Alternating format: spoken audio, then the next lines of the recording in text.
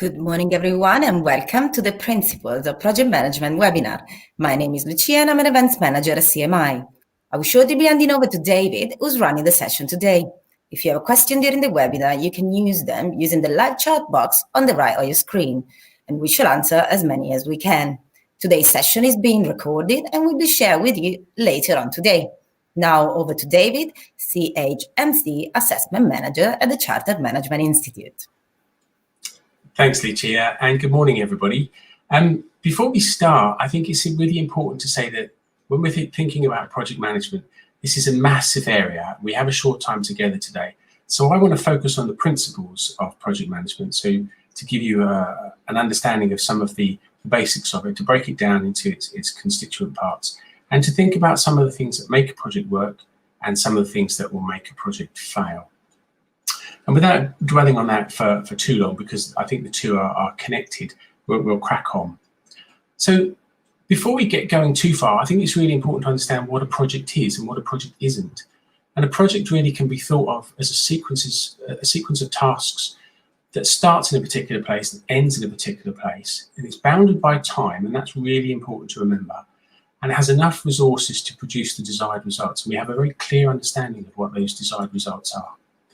Projects are always temporary, and when we talk about temporary, that can range in terms of weeks, months, and years. It doesn't put a constraint on the time, but it is temporary, and that's really important to remember because it's different to business as usual. And this is where a lot of projects fail because they lose that difference, if you like. Projects are very much cross-functional. You won't have everything you need within one team. And if you have everything you need within one team, you can start to really question, is this a project or is this a change piece? Now, a change piece can be termed as a project, and a project can be termed as a change piece. They're kind of they're interchangeable. But it's really important to remember that projects are by and large often cross-functional. You'll bring people in that have skills that don't exist within your team that you don't have necessarily as a project manager. So it's useful to remember that. Projects will be unique. We don't repeat projects. We do projects differently. But if it's repeating, then it's not a project, it's business as usual. You need to ask yourself that before you start.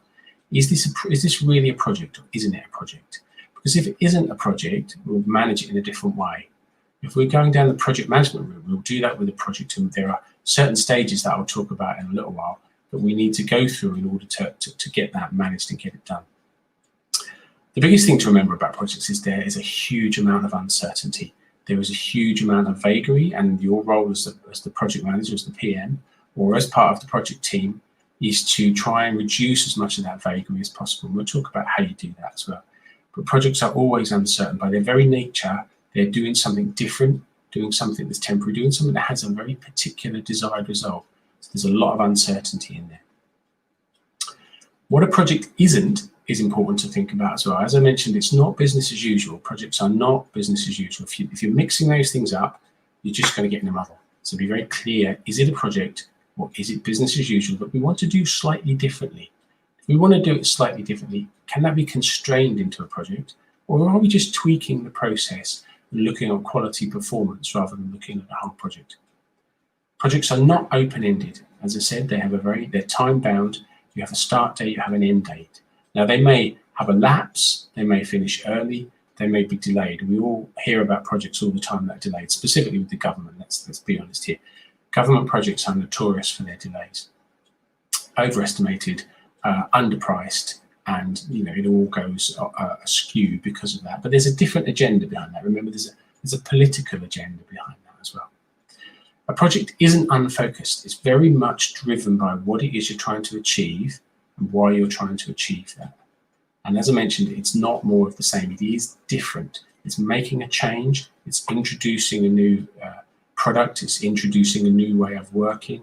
It may be, if you're in an industrial setting, it may be introducing a whole new production line, for example, within a factory setting or within some other kind of setting. It may be introducing a new product, and there's a trial phase for that. And one of the great things about projects is we can try things. We can try new things, we can try different things, and we can isolate them as a project, and we can say, we're going to try this. This isn't affecting business as usual, because it isn't business as usual. This is trying something different, and if it works, we'll keep it. If it doesn't work, we'll let it go. And we invest in it in that way. We say almost, this is a risk. We're going to take a chance on this. If it works, we can scale it up and we can make it business as usual. If it doesn't work, we can try something else. So that's the beauty of a project. And I think it's really important to remember those elements of it. There are different project methodologies, and the one I'm going to focus on today it's one I've tailored a lot, and it's based on Prince.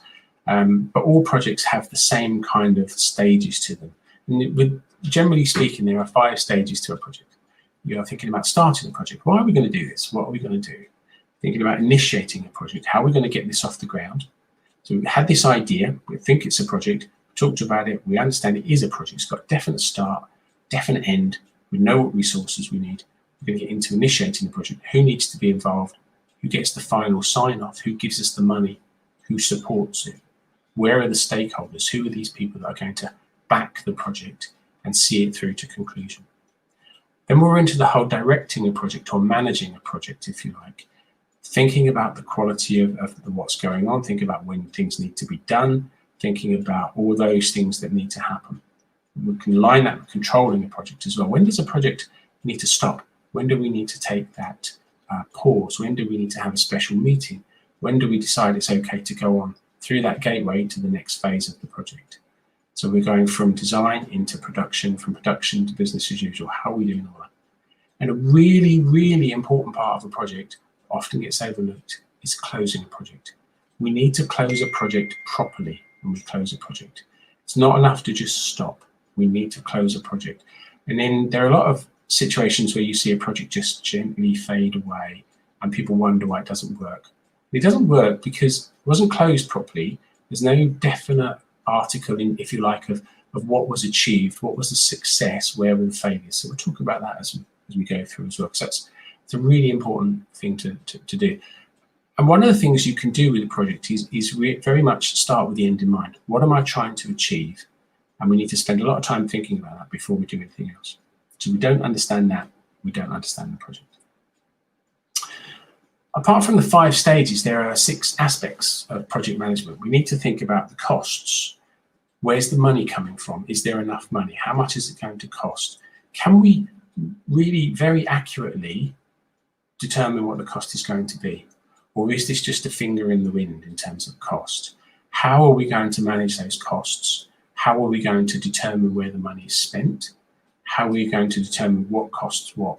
Because we need to charge this back to various people. If we're the project manager and we're bringing in somebody from another team, so we're bringing in, say, finance, or we're bringing in IT, then that team needs to be recompensed for the loss of that time. So we need to think about how much does that person cost? One of the things you see with projects where they don't work, they run over, is that isn't costed properly. You'll be asked to join a project team. Nobody's left to pick up your work, or somebody's brought in to pick up your work if it's a long-term project. So where does the cost of that go? Is that allayed to the project? Is that swallowed somewhere else? Where is that cost identified, and how much is it? How do we charge it back? We need to think about timescales. How long is the project going to last? What are the timescales in terms of the gateways, we might call them, or the critical success points, the key performance indicators, and all of those things? At what time should we have been at this point? And if we're at that point before time, can we move on? If we're delaying and we're not going to meet that time scale before we move on to the next phase of the project, who needs to know? Why do they need to know? What do they need to know? How soon and how quickly do they need to know? And you'll start to pick up from all the things I'm saying that one of the most important things you can do in a project is communicate. Communicate, communicate, communicate, and then communicate some more. And then when you think you've communicated enough, tell somebody else what you've done. Do it again. Make sure everybody knows what's going on. For those of you that listen to my webinars on a regular basis, you'll know I'm a big fan of communication. And if we don't tell people stuff, they fill in the gaps, and it's never good. Never fill in a gap positively. It's just something we do as human beings. It's really, really hard to do, to look at something and say, there's a gap there, but it's going to be okay. I know it's going to be okay. We don't do that. We go, this is awful. Something's gone wrong. It's going to go wrong, blah, blah, blah. We don't, it's not something we're very good at doing. So communicate as much as you can. How are we going to measure quality in a project? Are we going for a gold standard? Are we going for a bronze standard? Are we going for something in between? Is this about cost? If we need it done cheaply, we're not necessarily going to get the quality. with the time.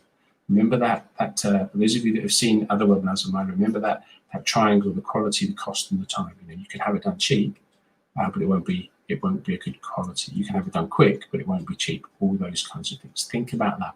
What's your quality? What's your quality marker? You can deliver loads of work, but is it up to quality? So we need those things in there. You can deliver loads of work, but is it within the cost? We need all of those factored in there. Really, really big one to think about when you're looking at a project is what's the scope? What's in scope and what's out of scope? Now, a big problem with projects is that you'll get scope creep, and I'll talk about that a little bit later on.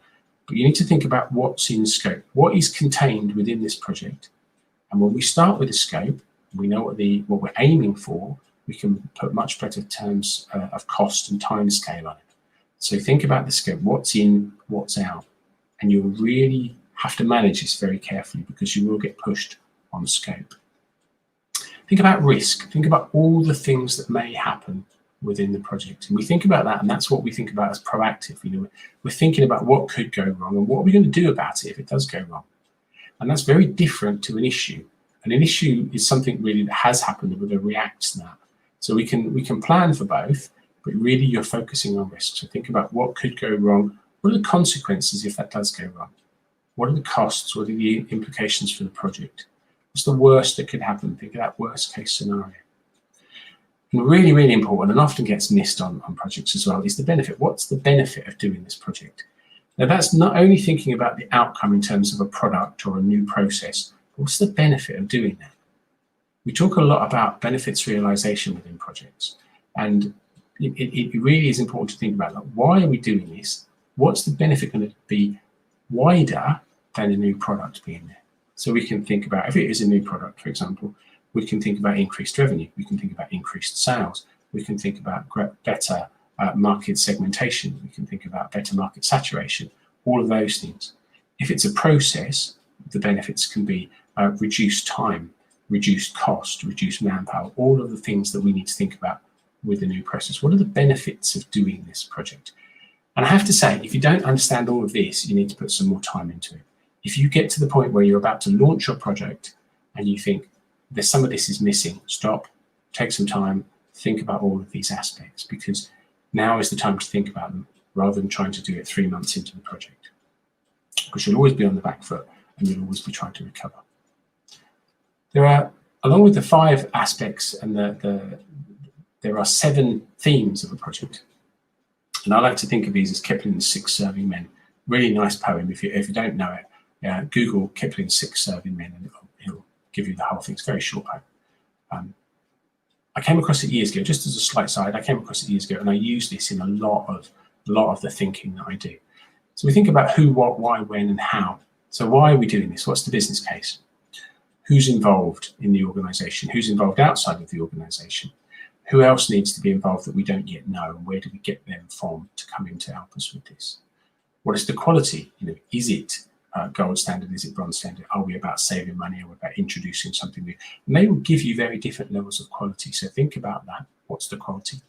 Think about plans. When do we need to plan? How are we going to plan?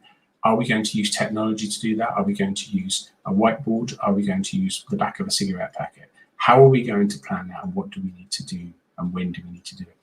Think about the what if, the risk. What if this works? That's a strange one to ask, isn't it? What if this works? That's one that we don't always think about. We always think, what if this goes wrong? What if this breaks? What if this doesn't come in on cost? What if it works? That will give you an idea of what the benefits are. Think about what's the impact, what's going to change. Now, we need to think here about the law of unintended consequences, because some things will change and we think, yeah, that's what we want. That's the change that we're after. But then we follow that through and we can do some analysis, and we might end up saying, actually, this change is going to have a bigger impact further down the line. That's not what we're after. And so we may want to step back from this and look at doing the project a different way, or indeed saying this project isn't going to work for us because further down the line, it's actually going to cost a lot more. It's going to be not a change that we're after.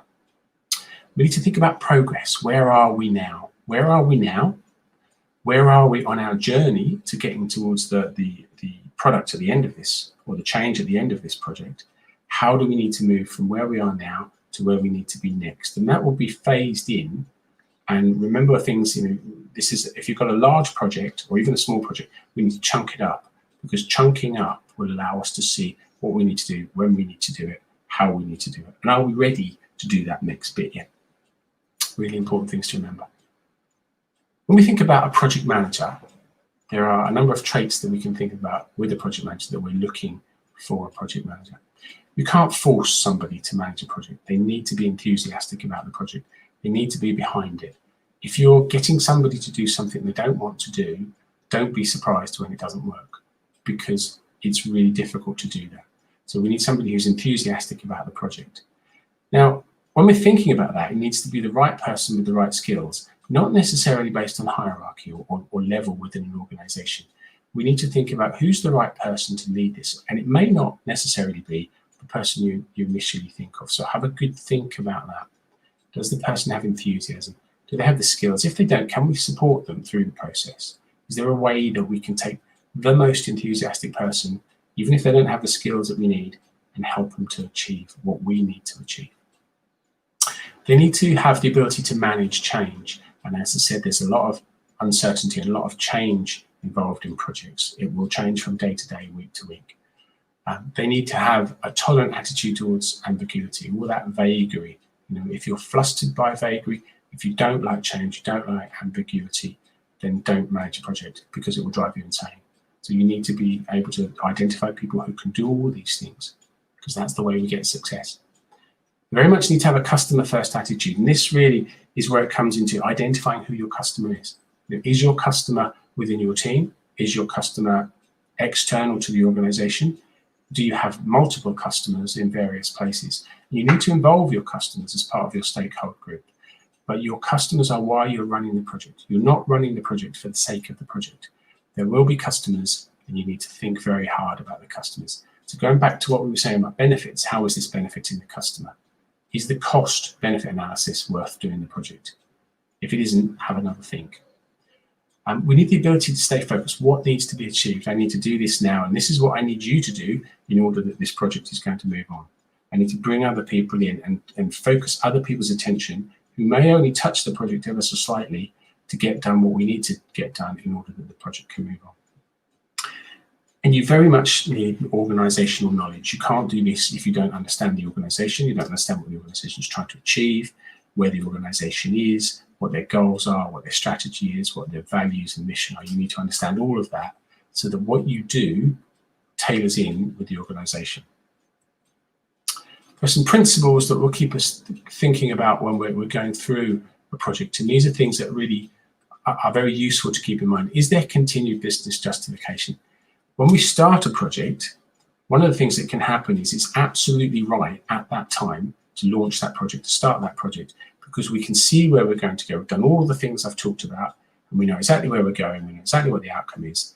And a couple of months in, the environment changes. And so that project is no longer justified. Think about the current situation we're in. Anybody who's starting a project in January or February may well have had that project change or be discontinued because there's no longer continued business justification for that. So we need to keep checking back. Is this still valid? Is it still justified? We're learning from experience. What worked well in the last phase? What worked well in the last project I was on? What worked well in other projects that have been run in this organization? What didn't? Because that will help us manage the project that we're on as well. So we're starting to build up that thorough understanding of the organization, thorough understanding of the customers, thorough understanding of why we're doing this project. Do we have defined roles? Do people know what their roles and responsibilities are? Now remember, as a project manager, you're ultimately responsible for this, but you're not responsible for everything. If you define roles and responsibilities to people, you may have finance people, you may have tech people, you may have construction people, you may have somebody else that knows what to do and is better placed to do things than you are for a particular task. Give them the responsibility, manage them, let them get on with it.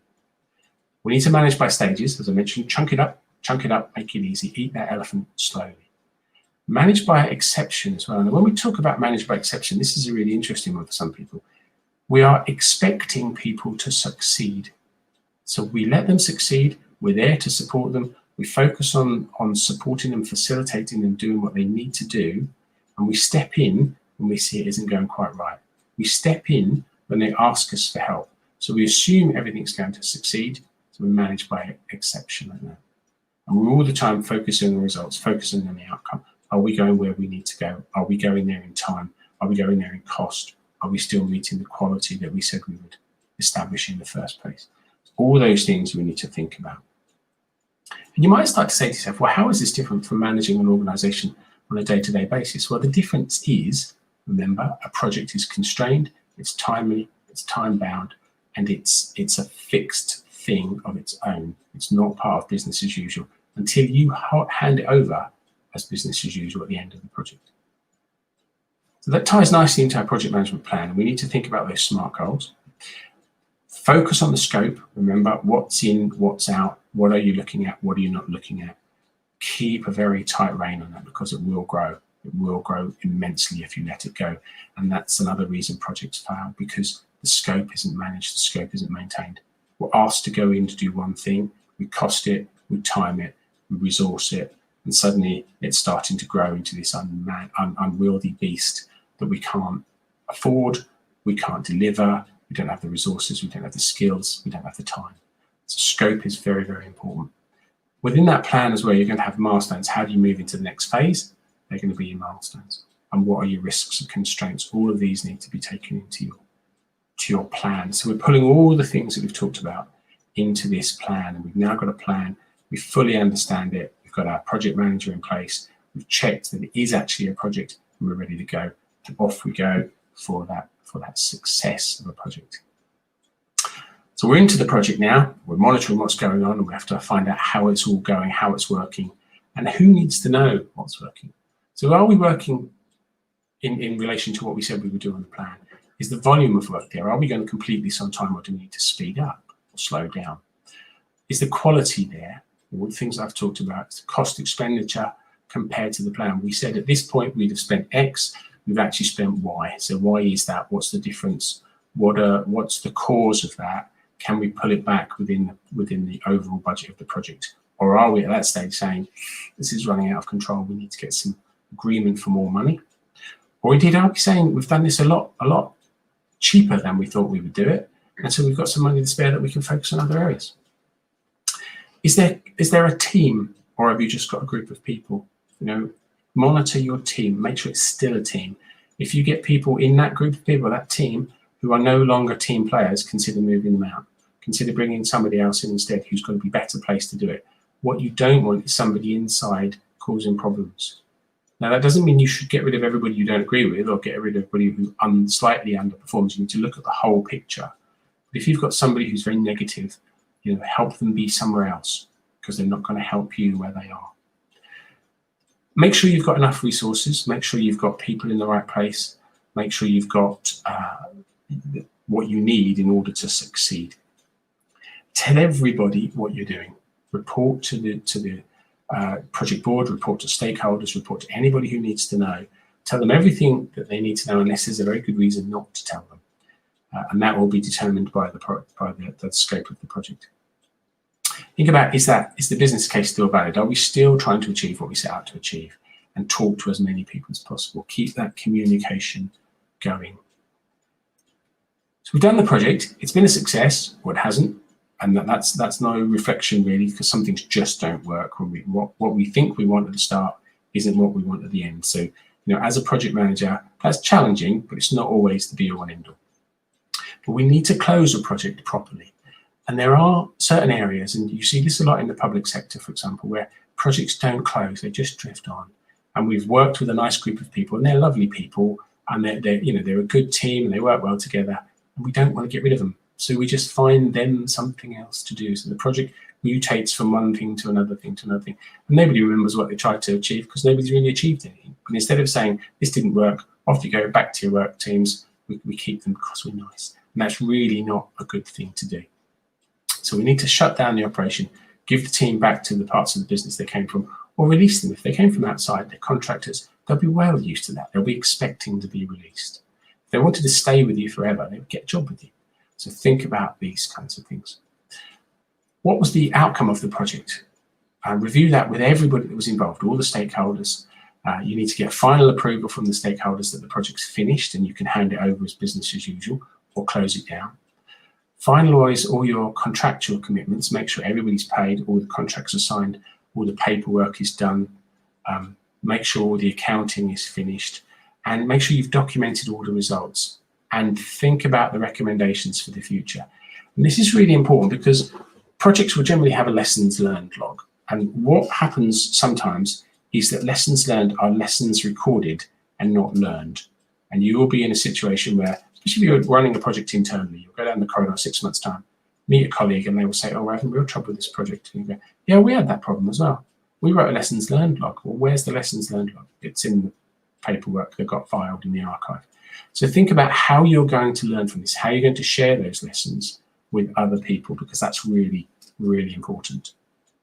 We're missing a trick if we don't do that. Then we're into evaluation. This is after the project has closed. So we're thinking about what went well, what didn't go so well, what would you do again, and importantly, what wouldn't you do again? What would you never touch with a barge pole? This is one of the benefits of projects, because we can, as I mentioned at the start, we can try out new ideas, and sometimes those ideas get bedded in and taken on and moved to business as usual. And sometimes those ideas inform you in a way of saying, we've tried this, it's not for us, we are never going to touch this again. You know, we will get somebody else in if we need to do this, we will pass this on to a colleague or another company. We won't actually touch this project because it's just not us, we can't do it well enough. So think about all those things, and what are those lessons that you're going to take to the next project? How are you going to share those with the rest of the organization? Whether it be that you're working for a consultancy, or whether it be that you're working internal or working as a contractor. How are you going to take what you've learned forward? Because if we don't learn, what is the point? You know, you're all here because you want to learn. So if we're not learning things as we go through, then you have to say, well, what is the point? So that's how we make projects successful. So let's think about why projects fail. And two things I want to think about. You know, lots of these things will tie in together, but some things are, when we think about remote projects at the moment that are going, it's important to think about why projects fail. And the main reason remote projects fail is isolation. You're working on your own, you're beavering away hard, and sometimes you lose sight of where you are, where you need to be, what you're trying to achieve, just because of the very nature that you're not able to talk to anybody else. So avoid isolation and get involved with other people as much as you possibly can, even if it's over Zoom or Hangouts or this kind of medium. However it is, talk to other people. They will have different views, different ideas, different perspectives that can help you succeed. There's often a lack of ongoing collaboration. Everybody's brilliant at the start. Oh, this is fantastic. We've got a great new project. It's going to give us this and that and the other, and it's going to be a huge success. And then a couple of months in, you know, that enthusiasm dies off. That enthusiasm only exists in the project team, the lack of collaboration outside the team. We need to work hard to bring that back. Sometimes it just comes down to remote culture. We're not used to working remotely. It's new for people, so there's a whole adjustment period involved in there as well. And alongside that, there are often technical limitations. You know, all of this works providing you've got a good Wi-Fi signal, providing you've got good broadband signal. If you haven't, working remotely is very, very difficult. Sometimes there's a lack of executive sponsorship and support from the board. You know, these things start off well, as I say, the enthusiasm drifts off, so we need to bring that back on board. Or we need to be prepared to say, this isn't working, let's stop. This is not what we need any longer. You know, we thought this is what we needed, but we didn't. And sometimes it's just about that vagary again. You know, we weren't really sure, it seemed like a good idea. We had 5 people that were spare, we had a bit of money, got a bit of sponsorship, let's try something out. It doesn't really fit, but you know, let's give it a go anyway. It's better than laying these people off. If all of that is in place, you're on if none of that is cleared up early, you're on a hiding to nothing, and you're likely to fail rather than you are to succeed. So think about all these things. And as I said earlier on, start with the end in mind. Think about all the things that could go wrong and try to head them off early. Project scope and project creep is the biggest issue for projects. That and funding are the biggest issues for projects. If your project starts to creep, so outside of the scope that you originally agreed to, and a really, really simple way of doing this is somebody says to you, can you make me a cup of tea? So you know what you're going to do. Can I make a cup of tea? So you go off to the kitchen and then they say, oh, can you get me some biscuits? And can I get a bit of fruit? And can I get a plate and a napkin for the bit of fruit? And, oh, can so-and-so have a coffee as well while you're there? And suddenly you've gone from making yourself and a colleague a cup of tea, 5 minutes, to 15, 20, 30 minutes. Really, really, really simple analogy. But think about those things. That's how it works. And if you scale that up towards a project, suddenly you're into a whole load of work that you never bargained for, you never signed up for, you're not resourced for, and you're not funded for. So that will fail. The project will fail on that basis. If you don't put enough effort into planning, remember what I said, if you've not got all your plans in place, stop, go back, do some more planning. You're on a hiding to nothing. You need to make sure that whoever's in charge of the project, whether it's you or somebody else, has the necessary knowledge and training in order to do what they need to do. Again, we can put people in because we think they're the best person, and then we end up with an accidental project manager. It's just like we end up with accidental managers. We get somebody who's fantastic at the tech, fantastic at the engineering. We give them a project to run, and it fails because we haven't supported them. They don't have the skills and knowledge to run a project. They have the skills and knowledge to do the engineering, the technical stuff, the finance, whatever it might be, but they don't have the knowledge to run a project. They don't have the people skills, the communication skills necessary. So think about those things. Are the people that you're putting in the right people to do the things that you're asking them to do? If they are and you can train them, great. If they're not, don't do it. Go back to the planning stage. Make sure you've got other people in place who can do it.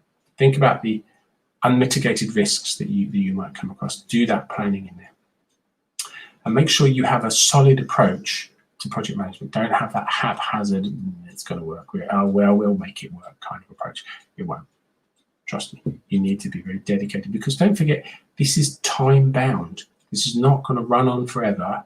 You've not got a forever and a day to get this right. You've said you're going to get this done in X amount of time. You can't be haphazard about it. You need that focus. You need that discipline. So some do's and don'ts for you. Do get off to a good start. Be very disciplined about the planning stages. That's really important. Make sure that you're aware what changes are going to happen, and if changes do happen, how are they going to be received? Is it going to cause an absolute riot, or is it going to be, whatever, okay, we expected that. So think about all the things that may change, the things that could go wrong. Make sure you've got roles and responsibilities are defined and people know what they're responsible for. When we talk about responsibilities, it's about delivering as well. You said you would deliver on this. You're responsible for that delivery. Manage people in that way. Lots of updates. Don't hide bad news. Tell people the good news, but also tell them the bad news. People aren't silly when they're engaging with a project. People know it's not always going to succeed. They know it's always going to be risky. So tell people about the bad news. It doesn't mean it's an end of it. It means you've got something you need to deal with. If you need help, seek help, especially when resolving issues and risk. Think about who can help you, who is best in place to help you. And personally, what I would do as well is, if I was running a project, I'd get somebody who could mentor me. Now, that might be somebody inside the organization, somebody outside the organization, a long-term mentor that you've got, somebody that you can just bounce ideas off and say, actually, can I do this? How would you do it? Would you do it differently? Think about all those things. Get all that lined up when you start the project off. Much, much easier. Just have somebody a coffee with or a glass of wine and say, what would you do? This is what I'm doing. What do you think? Does it sound okay? Gives you that bit of help, bit of freedom to challenge ideas. Keep a hold of your scope. What's your goals on your project plan? Think about those things. Use your leadership and influence skills to get things done. You will be working with a lot of people whom you have no authority over. They will be in other teams. They will come into your team, come into the project, dip in for a little while, go out. You have to encourage them and infuse them into the project. They may not necessarily want to be there. So think about how you can influence people to get things done. Think about your situational leadership skills. And remember, one style of leadership won't work for everybody. So bear in mind that you will need to change that as you go through the project, as you're dealing with different audiences. Same as your communication. You will need to communicate differently with different audiences, so bear that in mind as well. Some don'ts for you. Don't jump into operating. Think about the planning. Make sure the planning is there. Make sure everything's in place before you go. Don't shortcut the planning. You will get it all wrong if you do.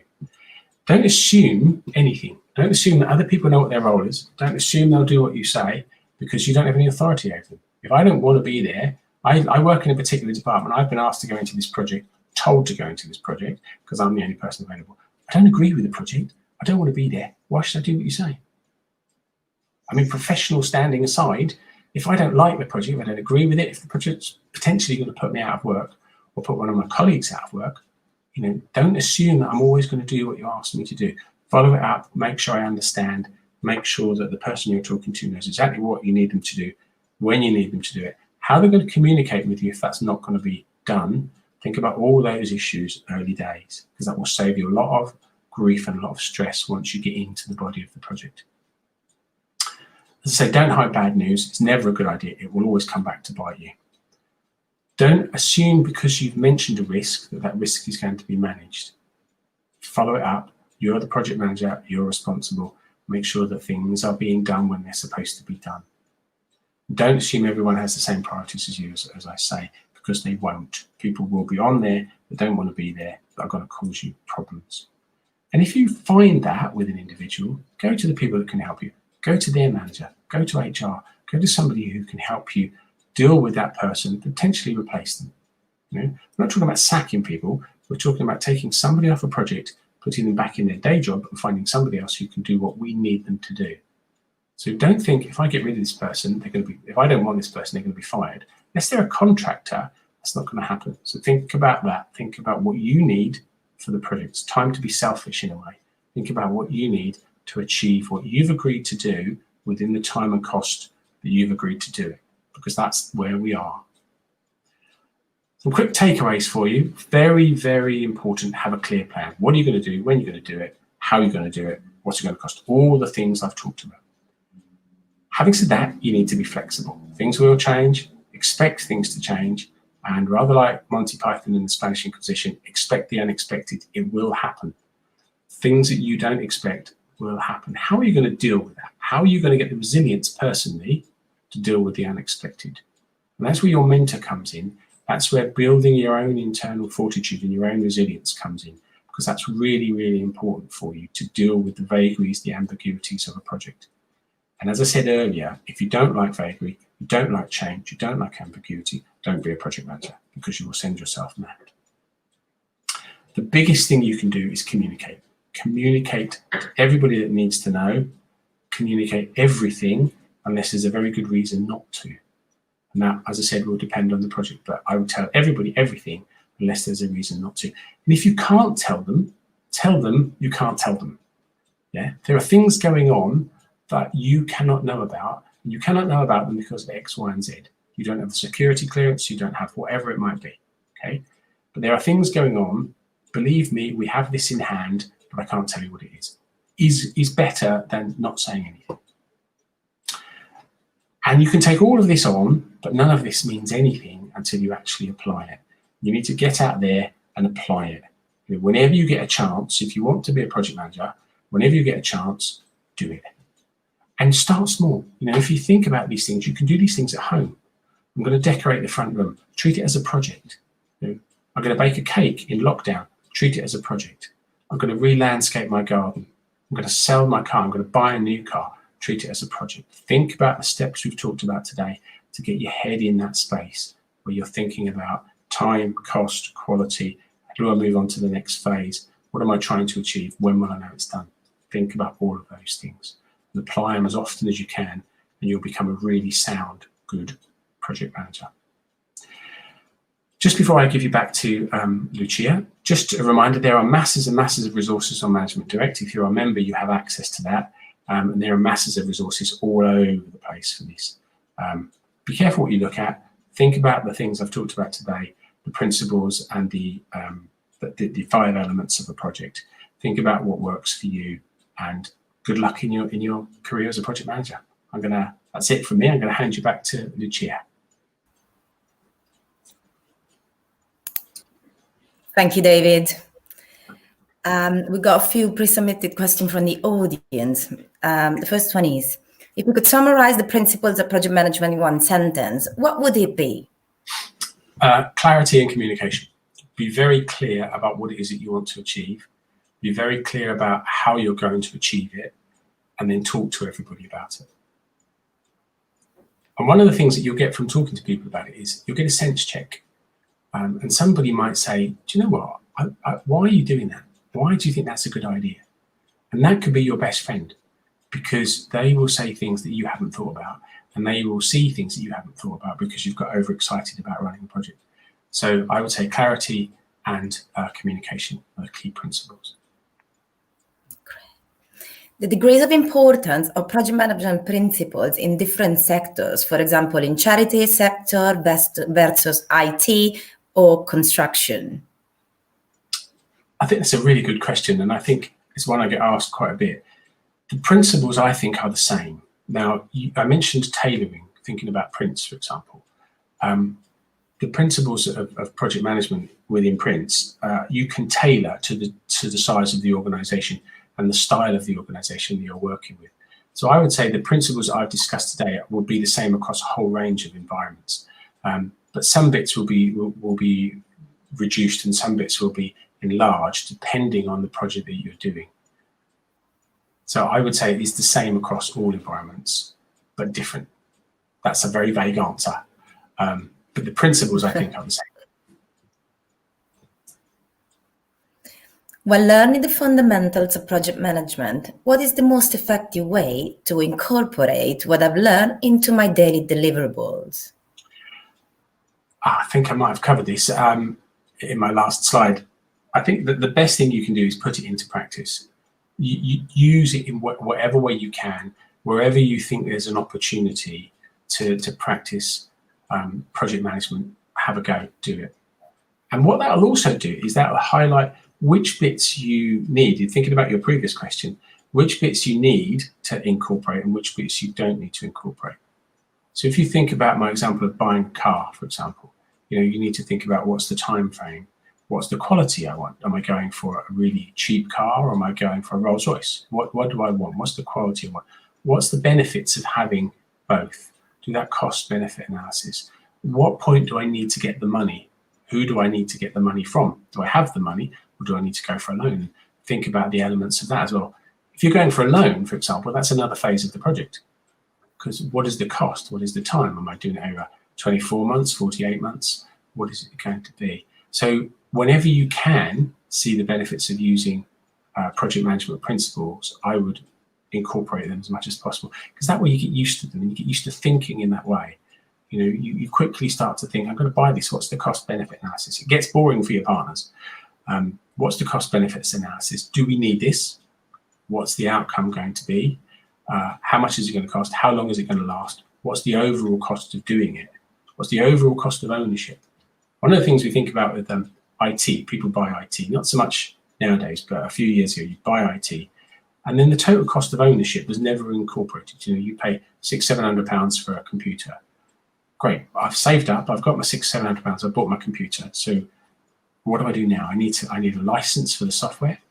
I need to have it regularly looked at potentially. I need to update my virus protection. All of those kinds of things are added costs on top of the original cost that you estimated.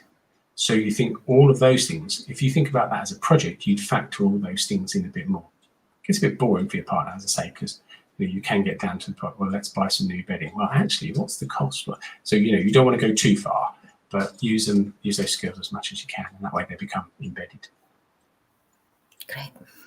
And the next question was quite popular within our audience. So what software do you recommend for project management use?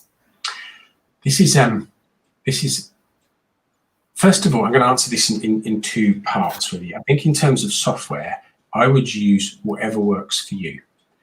Now, I say that because you can use dedicated project management software, and there's a whole range of it available out there in the marketplace.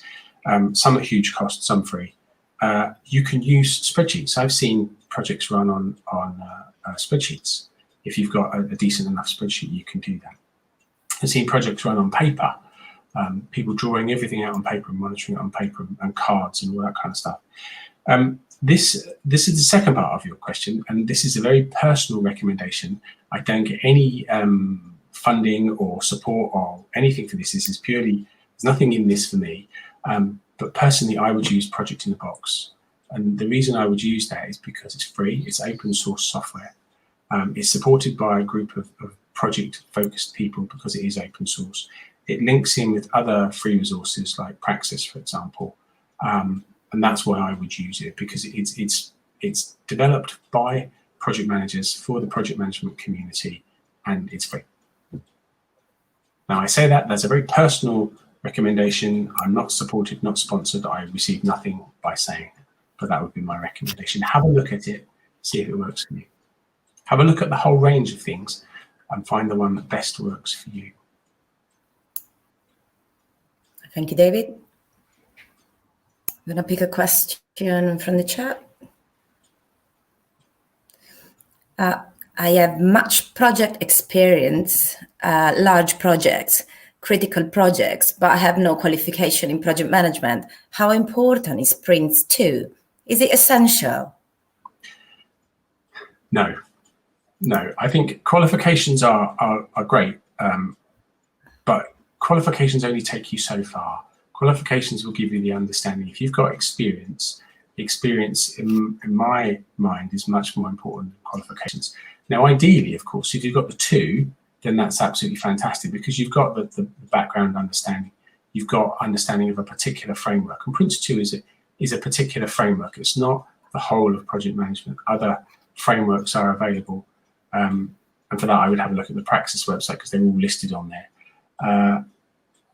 But for me, it's experience. And as I said in my last slide, understanding means nothing until you apply it. Knowledge means nothing until you apply. So if you've got the experience, I would major on the experience. Of course, if you want the badge and you want the qualification, go for it. I wouldn't say no, but experience in my mind is much more important. Again, that's a personal view. Thank you, David. I think this was the last question for today. Thank you, everyone who joined us. And if you're a member of CMI or subscribe to our content, you can find thousands of exclusive development resources in Management Direct. To log into Management Direct, you need to visit our website.